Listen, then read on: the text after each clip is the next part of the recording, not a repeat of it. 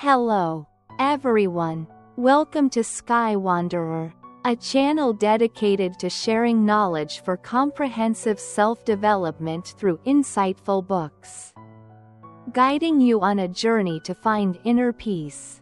We often hear the saying, "A strong soul begins with embracing solitude." But how many of us truly understand what it means to embrace solitude? Does it simply mean being able to live alone, enduring sadness quietly? Does it mean rejecting social connections, needing few friends or a partner, convincing ourselves that being alone is okay? Is embracing solitude becoming a trend that inadvertently leads many to build an invisible wall, separating themselves from the outside world? Psychologist Kai even suggests that repetitive, compulsive behaviors often indicate an inability to manage the relationship between oneself and the world. For example, you might be busy most of the time, but when you have free time, you spend hours scrolling through short videos on your phone. You know it's wrong, yet you're addicted, indulging in entertainment while simultaneously disliking yourself. If you have such behaviors, it's a sign of deep loneliness within you. This loneliness isn't a nourishing source for your life, nor is it something to be enjoyed. Today's book, tentatively translated as Just Enough Loneliness, by psychologist Kai, offers a subtle and fresh perspective, revealing the line between toxic and nurturing loneliness. The author argues that embracing solitude isn't just about dealing with inner emotions. It's also about facing the connection between yourself and the outside world. To truly embrace solitude and transform it into a material for a powerful and fulfilling life, you need to live with just enough loneliness. Now, let's delve into a discussion titled, Just Enough Loneliness, the material for nurturing your life. Inspired by today's book, and re-examine our understanding of loneliness. Distinguishing loneliness from solitude. Most people confuse loneliness with solitude. Solitude is an external state where you're physically alone, without anyone around to care for you. For example, imagine attending a party where everyone is a stranger. They all seem to know each other, laughing and having fun, while you struggle to fit in. You yearn for someone to notice you, but no one initiates a conversation. This is solitude. It's similar to wanting to confide in someone but scrolling through your contact list, unsure of who to call. You're left to face your sadness alone. Loneliness, on the other hand, is an internal feeling. It's possible to feel lonely even when surrounded by people if they don't understand your thoughts and emotions. As psychologist Kay Trang once said, loneliness is not because no one is around, but because you can't share your most important feelings with others. For instance, you and your partner might have been together for a long time, but your conversations are limited to mundane topics. When you need to confide in them about difficulties, ideas, or joys, they can't comprehend you. You feel lonely in a noisy, bustling world. Loneliness seems to be an inevitable part of life, regardless of how many people you know, whether you have a partner or family. Even when you're at parties or cafes with friends, you might not find true joy in those activities. At that moment, you feel lonely. Loneliness is essentially the nature of human existence. This is an existential truth. Philosopher Martin Heidegger used the term thrownness to describe the presence of loneliness from the moment we're born. We enter this world with a unique set of emotions and experiences. Each person is an individual, and not everyone can truly enter our inner world. As Zhuangzi once asked, "You are not a fish. How do you know the joy of a fish?" This is an existential reality. The presence of others cannot erase the feeling of loneliness in our souls. In the book, A Room of One's Own, there's a line that says, "Everyone has a secret room in their heart where no one is allowed to enter." Loneliness is unavoidable, but it's not something to be feared. It only becomes a terrible state when you face it with anxiety and discomfort.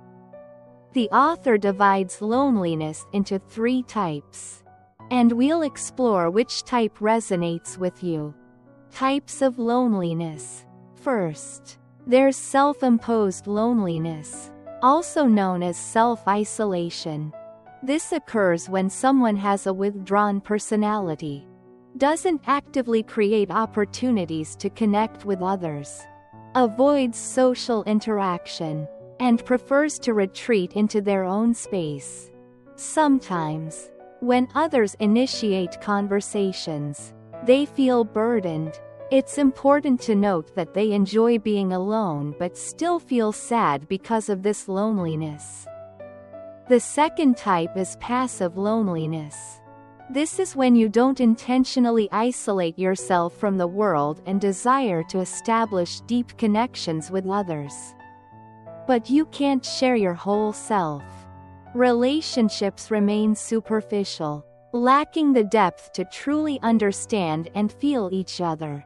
This often leads to feelings of disappointment and helplessness. Finally, there's active loneliness. People who experience active loneliness willingly choose to be alone. For them, loneliness is a form of freedom from the noise.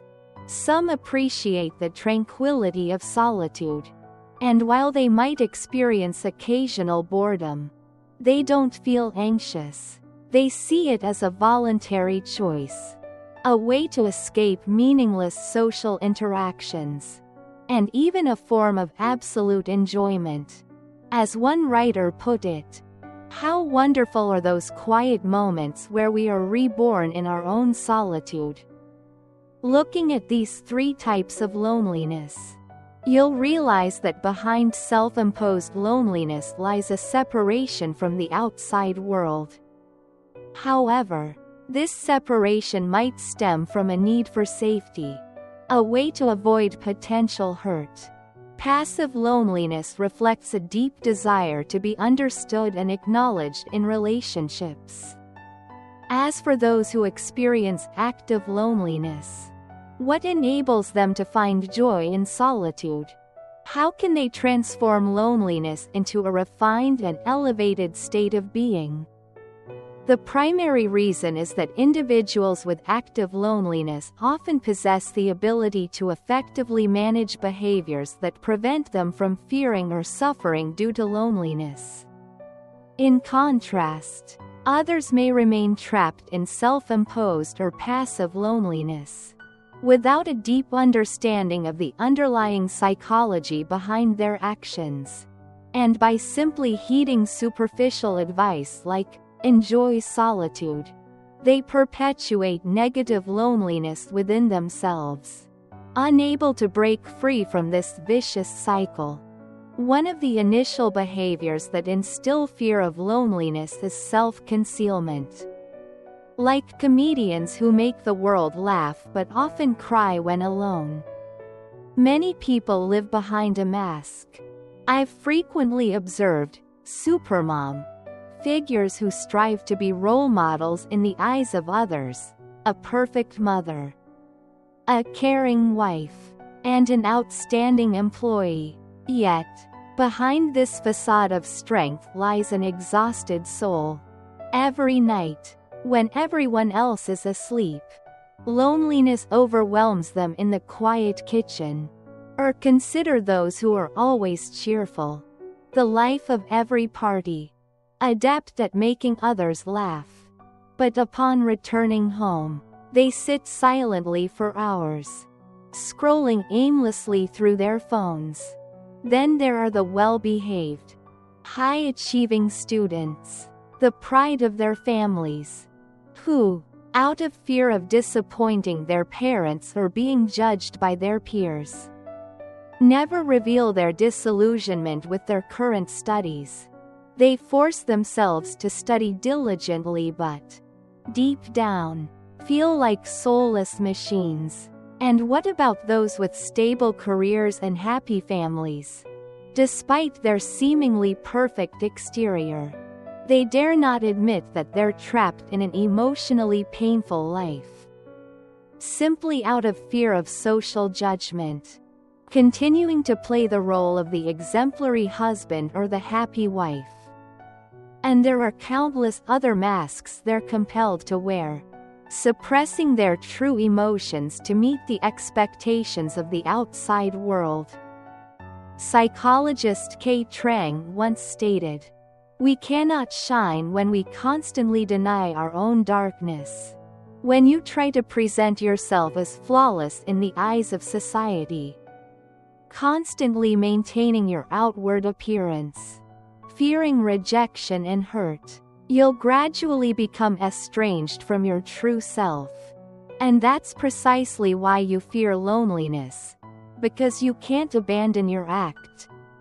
You need an audience to watch your performance. When even you become a stranger to yourself, who can truly understand and connect with you? When you conceal your true self, loneliness ceases to be a space for self-reflection and healing, instead becoming an invisible prison that leads you astray in your own life." The second behavior that makes people increasingly afraid of loneliness is treating the world like a relentless battleground. Lur once said, "Everyone desires a sense of superiority. But when this desire is distorted into a race for victory, it becomes an impregnable fortress that separates you from genuine connection. People become preoccupied with comparing right and wrong, competing for gains and losses, turning others into adversaries to be overcome, forgetting that in the battle to surpass others, they've lost themselves." Lur also points out the paradox that the other side of the feeling of superiority is a sense of inferiority. This means that the more people want to become superior by comparing themselves with others, the more they reveal their deep-seated feelings of inferiority. Those trapped in this cycle ultimately only experience loneliness, becoming their own enemies, afraid to stop for fear of being left behind. So how can you harmonize with the world when you constantly view it as an opponent? How can you experience true love when you're preoccupied with calculating gains and losses? Consequently, for those exhausted by this race, loneliness will always be a source of pain. The third behavior that makes people fear loneliness is narcissism, an overestimation of oneself. Psychologist Donald W. Winnicott pointed out that narcissists often live in a state of a false self. The false self always has layers of protection and is built on the expectations of others. This is why narcissistic relationships are often only superficial, lacking genuine connection. There are 3 types of narcissism in relationships.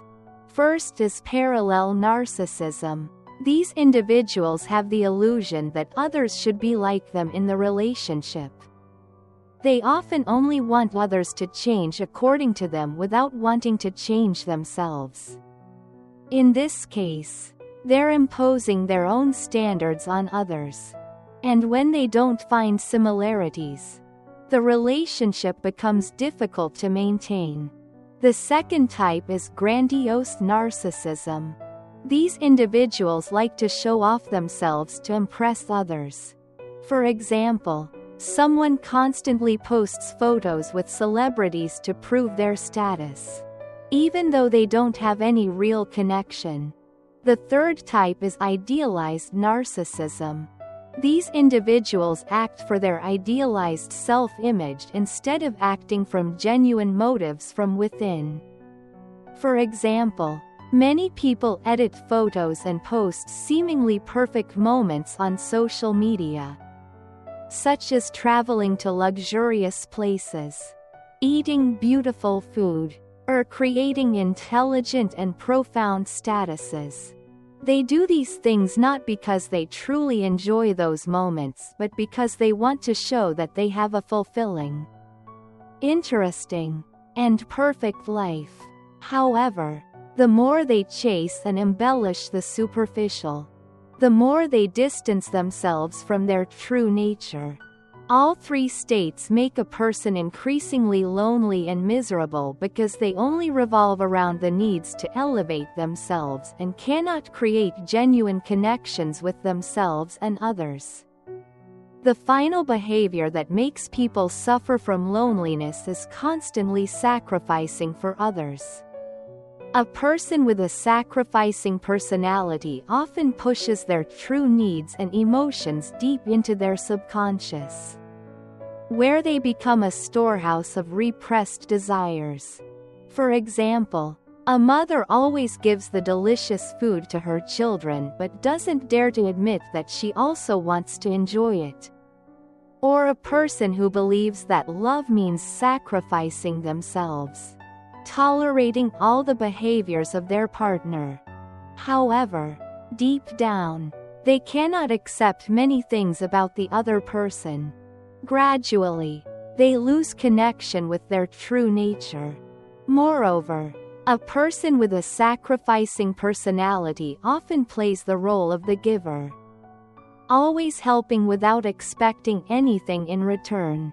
However, this is not unconditional giving, but rather contains the expectation of being recognized. When they don't receive recognition from the other party, the sacrificer will feel pain and loneliness. Why do I love her so much? But she doesn't love me, and so on. Meanwhile, the receiver feels pressured by the feeling of being indebted, leading to estrangement and rifts between the two people. Psychologist Lur emphasized that a relationship is only sustainable when both sides feel valued. A person with a sacrificing personality will never be able to enjoy solitude because they always suppress their true emotions and cannot have a balanced relationship. So how can we liberate ourselves from the fear of loneliness? Is loneliness a strength or a burden?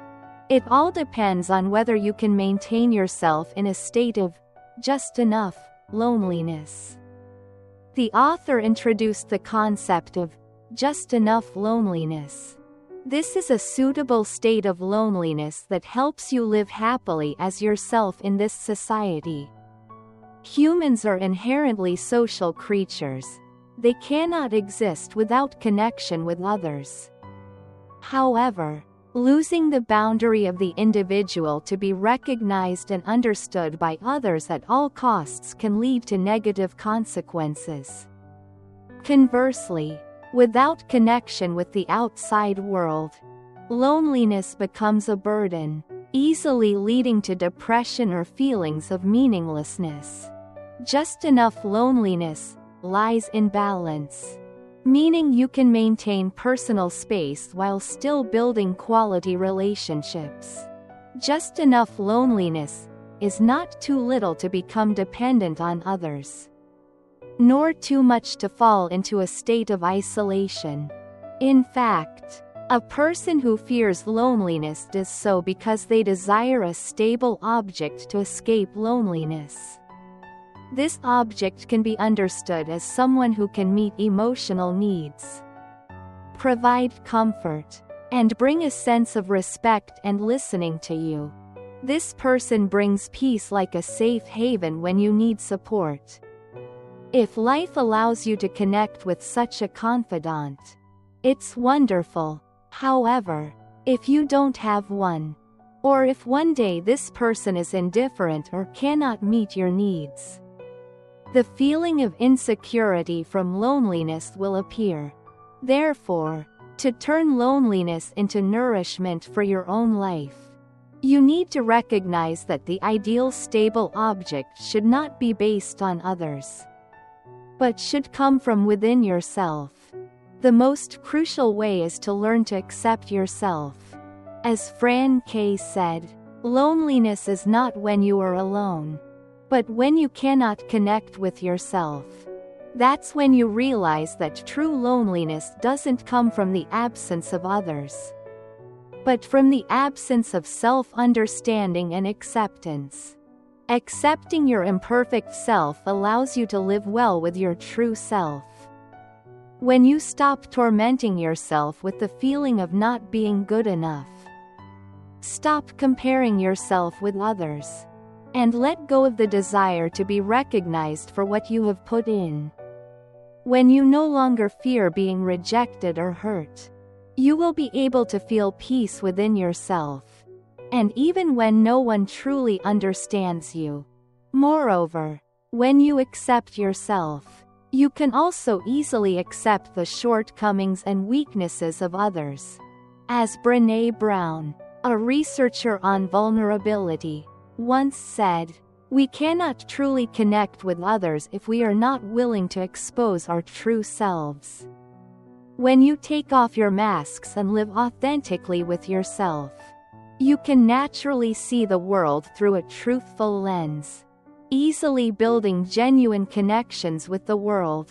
You will no longer feel lonely in fake relationships and will easily recognize which relationships are not worthy, which are just passing acquaintances that don't need to be continued.